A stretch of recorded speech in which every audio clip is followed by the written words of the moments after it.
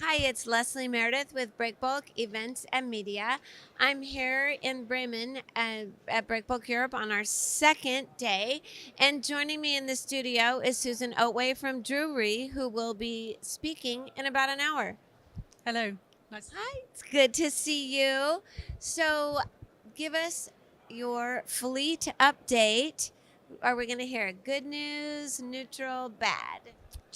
Okay, well, a lot of it depends on the demolition statistics. Had a very poor year last year for demolition.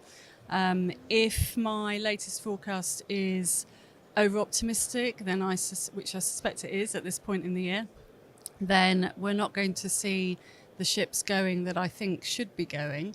And we'll still have that over tonnage situation at the bottom end of the fleet. So the older, smaller ships, we're still seeing an awful lot of them. Then they bring the rates down, especially in the breakbulk sector. They sort of subdue that sector. So at the minute, I'm fairly optimistic. Demand is growing steadily. It's not a big number, but it's about 3% a year going forward for the next couple of years.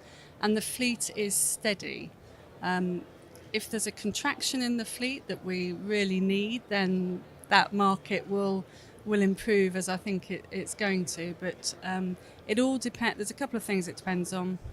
It depends on, obviously, the US-China trade war, how that pans out. But it also depends on what owners are going to do with regard to IMO 2020. I was going to ask you about that.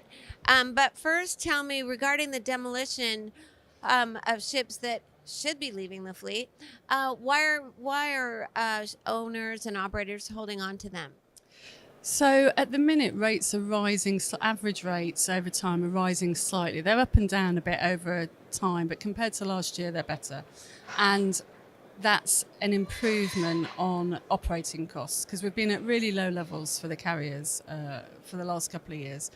And I think some of the older ships, they're in niche trades where they're not. Then there's not there's not a lot of stress with regards to how you carry the cargo. So these are the non-heavy lift ships, really, to be honest. So there's not the risk with regards to overage tonnage. They're in niche, short sea trades, and they can trade for quite a long time. Those ships can go on to 25, 30 years if they're well maintained, which they are. That short sea fleet is well maintained. It's just old. And they're also already burning low sulfur fuel because they're short sea. So the impact of the new low sulfur regulations is going to be a lot less for that fleet. So there's no extra incentive at the minute for owners to send them to the recycling yards. Okay, well, that makes sense. What about the new regulation coming in for low sulfur fuel? How do you think that will affect not the short sea fleet, but the ocean? So the bigger the project carriers.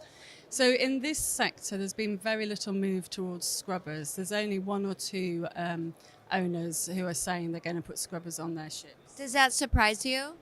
No, not really. There's two things. One, these ships are much smaller. Scrubbers is a big bit of kit, so putting it onto the ship is difficult. But also, it's a lot of investment, and very few of these owners have got spare cash to put.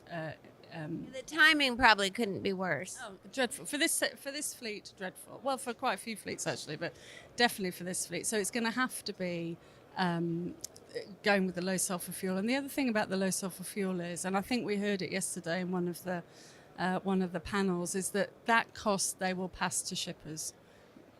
So for them, it's definitely going to be a cost they'll pass to shippers, and for the project carrier fleet in particular, where there's a demand there.